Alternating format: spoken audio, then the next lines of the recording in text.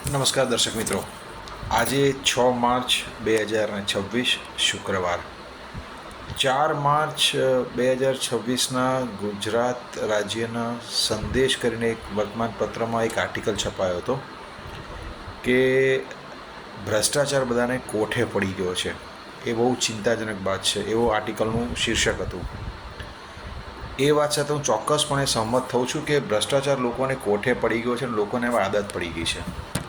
કામ કઢાવવાની લાલસા, ઉતાવળ, આવડત ના હોય, નિયમોની જાણકારી ના હોય, એટલે લોકો છે ને શોર્ટકટ અપનાવીને જલ્દીથી રૂપિયા ખવડાવીને પોતપોતાનું કામ કઢાવી લેવામાં હવે પાવરદાર થયા છે. પણ ખૂબ ચિંતાજનક વાત છે આ વાત. એટલા માટે આપણે કરી રહ્યો છું કે હું પોતે ભ્રષ્ટાચારનો અનેકવાર ભોગ બનેલો છું, પણ મેં ક્યારેય ભ્રષ્ટાચારને મચક નથી આપી કે ભ્રષ્ટાચારીઓને મચક નથી આપી.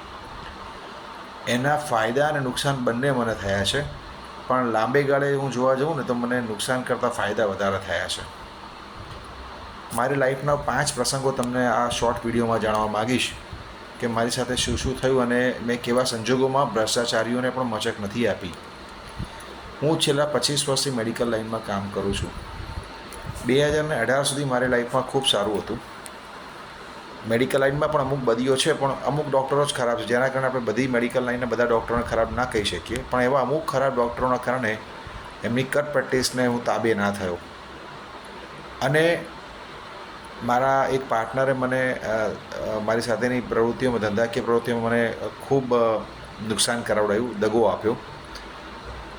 ટોટલ 80 લાખનું નુકસાન હતું મારું 2019માં. એમાંથી મારા પાર્ટનરના ભાગનું અને મારું જોવા જાઓ તો અડધું ગયો તો 40-45 લાખનું નુકસાન મને આવ્યું હતું. મારી ઓફિસ વેચાઈ ગઈ, મારા પત્નીના ઘરણા વેચાઈ ગયા, મારા દીકરીઓના ઘરણા વેચાઈ ગયા. તેમ છતાં એ નુકસાનનું ભરપાઈ નહોતો કરી શકતો. એ નુકસાન ભરપાઈ કરવા માટે મેં ફાયર સેફ્ટીનું કામ ચાલુ કર્યું.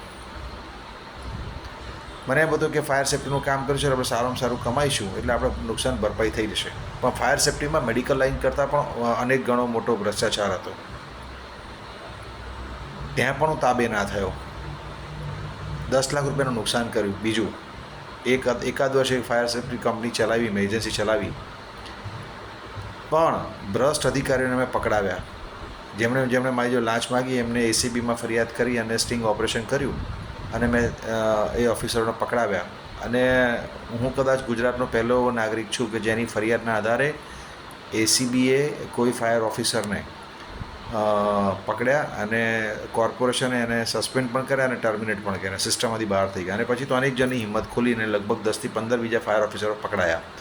પણ હા, હજી ભ્રષ્ટાચાર રોકાયો નથી, ઉપરથી વધ્યો છે. પણ હું હતાશ નથી થયો. પણ આ બધું જે 2019થી મારી લાઈફમાં જે તોફાન ચાલુ થયા, 2000 ને અત્યારે 26 ચાલે છે, એ તોફાનોમાં આ ભ્રષ્ટાચારીઓને હું તાબે ના થયો અને જે મેં સહન કર્યું એમાં તન, મન, ધન બધું જ મેં સહન કર્યું છે. મારી આ જમણી આંખ જે છે એમાં અત્યારે મને વિઝનનો મને સખત પ્રોબ્લેમ છે. મને સ્ટ્રેસ મેં ખૂબ લીધું છે. 6 ઓપરેશન કરાયા છે મેં 3 વર્ષમાં, પણ તાબે નથી થયો કોઈને આવું. એટલે એવું માનવું અઘરું છે કે ભ્રષ્ટાચાર આપણને કોઠે પડી ગયો છે. એ આપણી સહનશક્તિ કેટલી છે એની પર નિર્ભર કરે છે કે આપણને કેટલી ઉતાવળ છે આપણું કામ કઢાવવાની.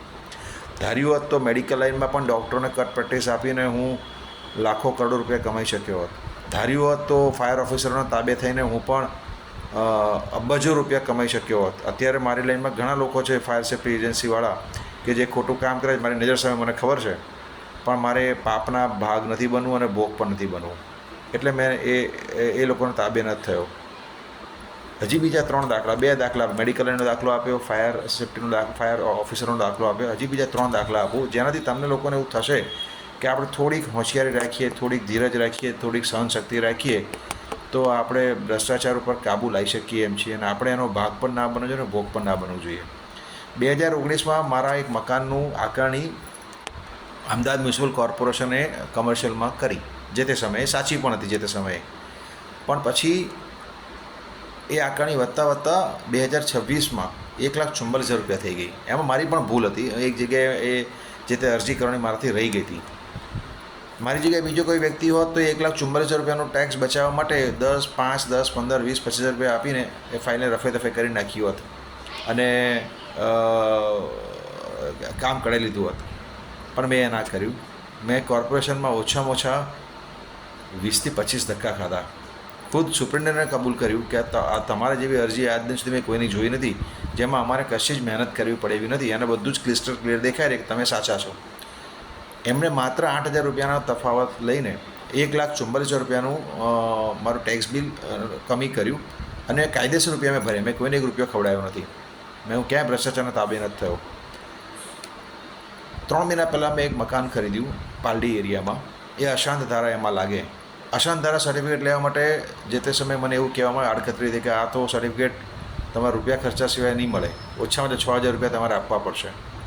એમાં પણ મેં રાહ જોઈ, ધીરજ ધરી અને એમાં પણ 1 પણ રૂપિયો ના ખવડાવ્યો. 1 મહિનો ધક્કો ખાધો, સર્ટિફિકેટ મારા હાથમાં આવી ગયું.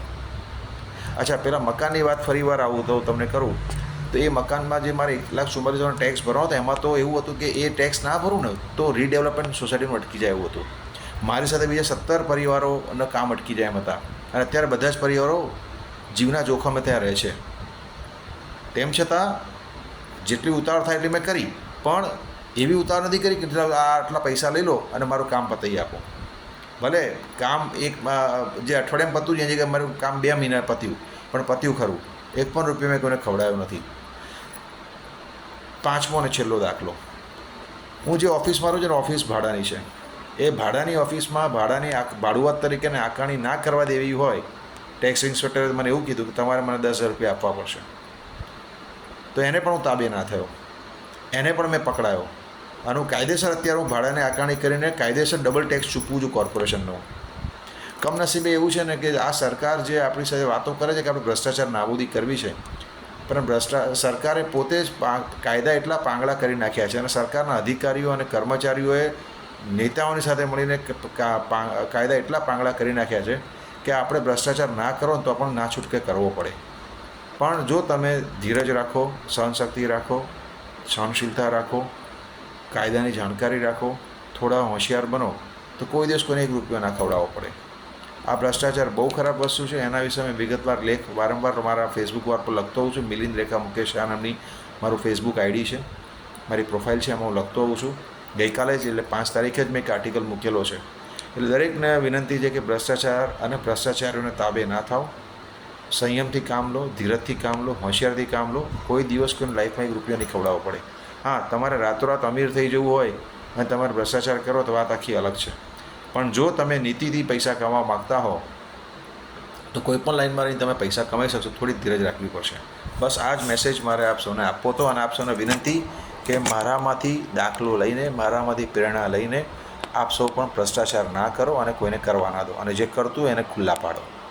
ધન્યવાદ.